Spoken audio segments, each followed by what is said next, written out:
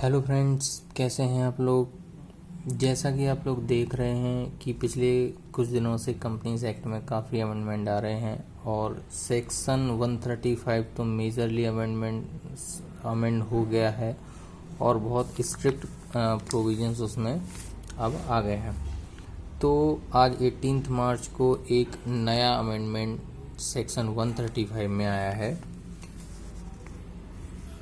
तो आज हम वो अमेंडमेंट डिस्कस करेंगे। एक्चुअली क्या था कि थोड़ा सा मैं आपको ब्रीफ दूं तो वैसे जनरली आप लोग जानते हैं 135 के बारे में, बट फिर भी अगर मैं थोड़ा सा आपको ब्रीफ कि कंपनीज को, ऐसी कंपनीज जिन कंपनीज के ऊपर सेक्शन 135 एप्लीकेबल होता है, उन कंपनीज को अपने एग्रीगेट प्रॉफिट का एटलीस्ट 2% CSR पॉलिसी के ऊपर स्पेंड करना पड़ता था। तो टोटल 2% CSR पॉलिसी पर स्पेंड करना है क्या, तो बोले नहीं, कुछ एक्सपेंसेस भी इसमें से अलाउड किए गए हैं। कुछ उन्होंने एक्सपेंस बताए हैं कि कुछ पैसा आप उन एक्सपेंसेस पर भी कर सकते हो, बचे हुए पैसे को आपको जो CSR आपका जो प्रोजेक्ट है उस प्रोजेक्ट के ऊपर स्पेंड करना पड़ेगा। तो ये जो अमेंडमेंट आज 18 मार्च का आया है वो इसी एक्सपेंसेस से रिलेटेड है, जिसका एक पोर्शन होता है रेम्यूनरेशन।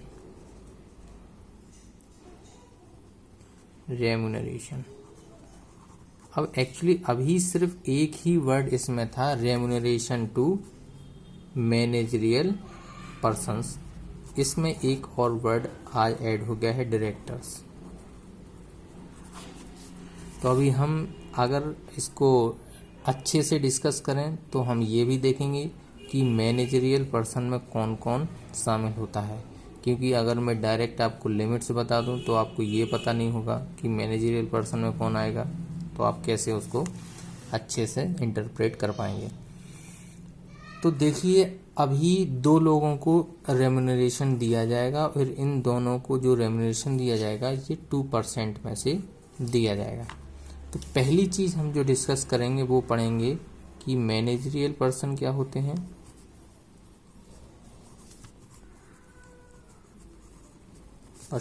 हैं, तो अगर आप स्ट्रिक्टली मैनेजरियल पर्सन की डेफिनेशन कंपनीज एक्ट में देखने जाएंगे तो कहीं भी मैनेजरियल पर्सन को तो डिफाइन नहीं किया गया है, लेकिन KMP को डिफाइन किया गया है।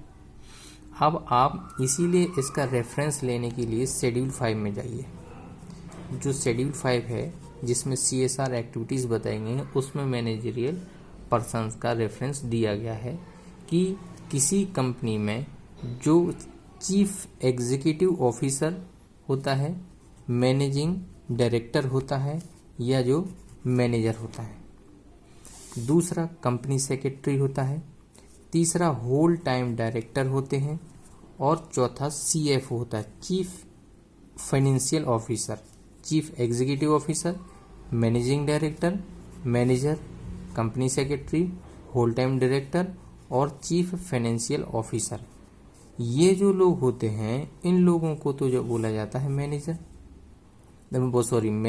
पर्सन, और जो कंपनी में एज अ डायरेक्टर अपॉइंट होते हैं वो ऑब्वियसली बात है उनको डायरेक्टर बोला जाएगा।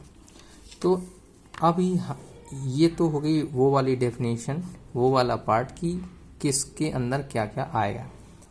अब हमें ये देखना है कि इन लोगों को रेम्यूनरेशन कितना दिया जाएगा। तो रेम्यूनरेशन कितना दिया जाएगा, अभी भी हम डायरेक्ट लिमिट नहीं पढ़ेंगे। रेम्यूनरेशन डिपेंड होता है इफेक्टिव कैपिटल पर। जिस कंपनी को CSR एक्सपेंडिचर करना है वो कंपनी कितना रेम्यूनरेशन दे सकती है, वो ये बात डिपेंड करती है कि कंपनी की इफेक्टिव कैपिटल क्या है। जैसे अगर आप किसी कंपनी में काम कर रहे हैं और आपसे पूछा जाए कि हमें कितना रेम्यूनरेशन देना चाहिए, तो रेम्यूनरेशन कितना देना चाहिए आपको, उसके लिए आपको देखना पड़ेगा कि कंपनी की इफेक्टिव कैपिटल क्या है।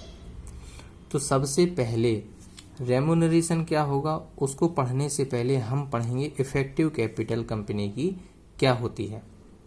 इफ़ेक्टिव कैपिटल कैलकुलेट होने के बाद तो कोई बड़ी बात है नहीं, आप सिंपली टेबल रेफर कर सकते हैं और उससे रेमुनरेशन का कैलकुलेशन कर सकते हैं। तो हम देखेंगे इफ़ेक्टिव कैपिटल होती क्या है। तो इफ़ेक्टिव कैपिटल में कुछ चीज़ें ऐड होती हैं और कुछ चीज़ें लेस होती हैं, जाके इफ़ेक्टिव कैपिटल निकलता है। तो सबसे पहला जो अमाउंट आता है इसमें वो आता है कंपनी की पेड अप शेयर कैपिटल। जो कंपनी की पेड अप शेयर कैपिटल होगी उस अमाउंट को आप यहाँ साइड में लिख लेंगे। इसके बाद आपको ये देखना है कि अगर कोई शेयर एप्लीकेशन मनी कंपनी को रिसीव हुई है जिसके अगेंस्ट में अभी शेयर्स अलॉट नहीं हुए हैं, only share application money company के पास आई है, तो वो यहाँ पर एक्सक्लूड में आएगी, तो वो यहाँ पर इसमें इंक्लूड नहीं होगी। तो शेयर एप्लीकेशन मनी इस पेड अप शेयर कैपिटल से एक्सक्लूड रहेगी। एंड यदि कंपनी को कोई एडवांस रिसीव हुआ है अगेंस्ट एनी शेयर, जैसे कि कोई शेयर्स पार्टली पेड अप था, कंपनी ने अभी पैसा कॉल नहीं किया, फिर भी मेंबर ने एडवांस में वो पैसा दे दिया, तो वो पैसा एडवांस का पैसा भी इस पेड अप शेयर कैपिटल में नहीं आएगा। दूसरा जो अमाउंट इसमें ऐड होता है वो होता है शेयर प्रीमियम अकाउंट।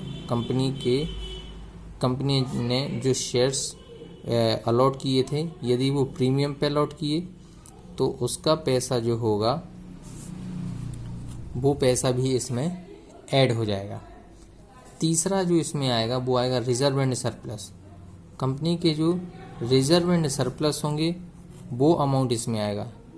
तो नोटिस करने वाली बात ये है कि क्या जितने भी रिजर्व्स कंपनी के हैं वो सारे रिजर्व्स का पैसा इसमें आएगा?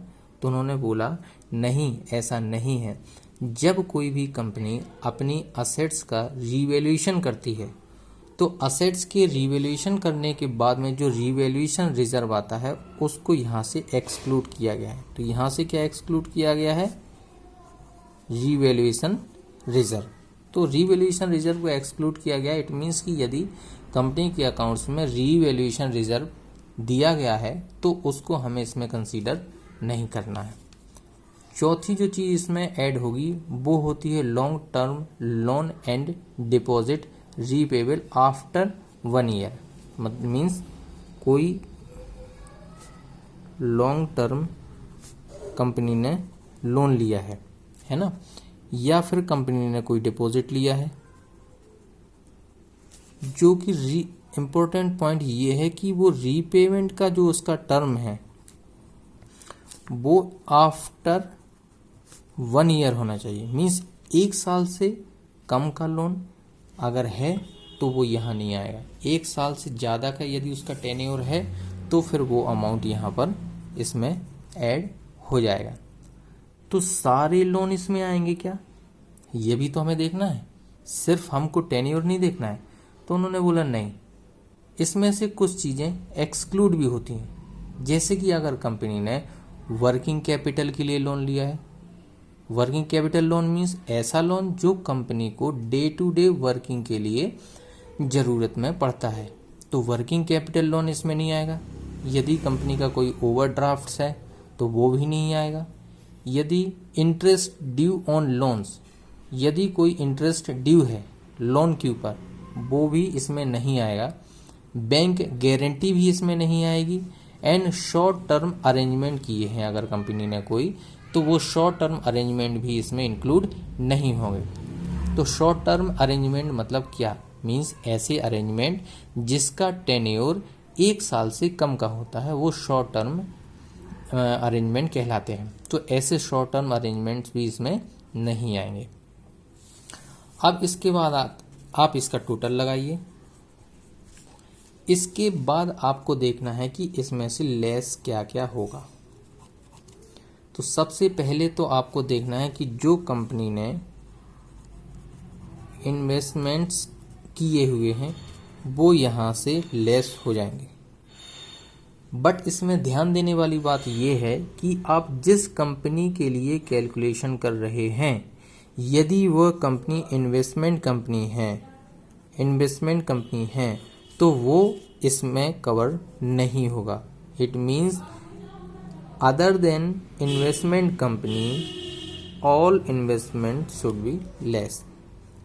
अगर इन्वेस्टमेंट कंपनी है तो इन्वेस्टमेंट वाला पोर्शन यहाँ नहीं आएगा।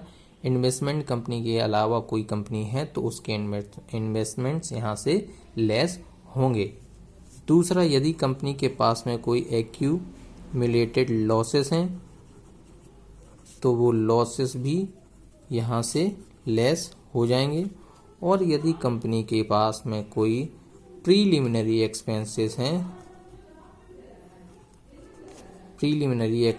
हैं तो वो भी यहाँ से लेस होंगे। इसका टोटल होगा और इस टोटल को लेस करने के बाद में जो पोर्शन आएगा वो आपकी इफेक्टिव कैपिटल कहलाएगी। तो अभी हमने देख लिया कि मैनेजरियल पर्सन्स में कौन कौन आएगा, डायरेक्टर क्या होंगे, इनको जो रेम्यूनरेशन दिया जाएगा वो इफेक्टिव कैपिटल पर डिपेंड होगा कंपनी की। तो इफेक्टिव कैपिटल का कैलकुलेशन कैसे होगा हमने वो भी देखा। अब उसके बाद में अब फाइनल पॉइंट आता है कि आखिर इन डायरेक्टर्स को और इन मैनेजरियल पर्सन्स को कितना रेम्यूनरेशन दिया जाएगा। तो हम इसको ऐसा कर लेते हैं कि यहाँ लिख लेते हैं इफेक्टिव कैपिटल।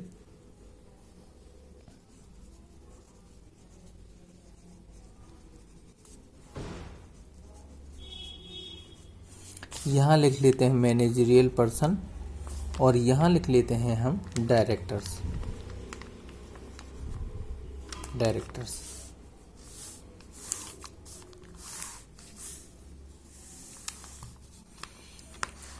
तो अभी पहला पॉइंट हमें ये देखना है कि यदि कंपनी की इफेक्टिव कैपिटल 5 करोड़ रुपीस से या तो कम है या फिर कंपनी की इफेक्टिव कैपिटल नेगेटिव है।